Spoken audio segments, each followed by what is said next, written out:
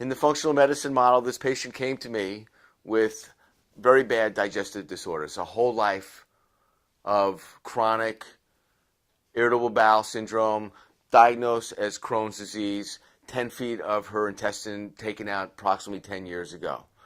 At this point, she was a 65-year-old woman with central adiposity.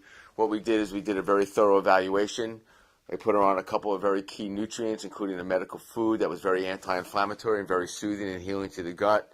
Very high-quality strains of probiotics, not the strains that you find in yogurt, but real therapeutic strains that adhere to the intestinal tract wall that will grow, cultivate, and multiply and give you back your immune response in the gut. We did some testing on her. We found that she had issues around wheat and dairy. We pulled them out of the diet, put her on a modified elimination diet, and within a very short period of time, she really went from being obese to losing, I think, about 25 pounds of body fat around the abdomen.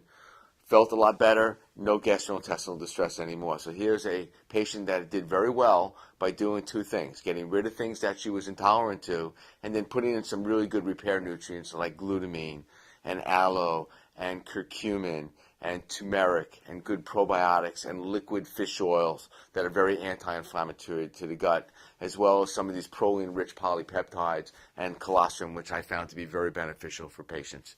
So many patients are suffering out there from gastrointestinal issues. I find that very few doctors will go over your diet, which I think is key, fundamental to getting better. Just think about it. If you have a dog and your dog is losing hair and you're going to bring the dog to the vet, what's the first question the vet usually asks you? What are you eating?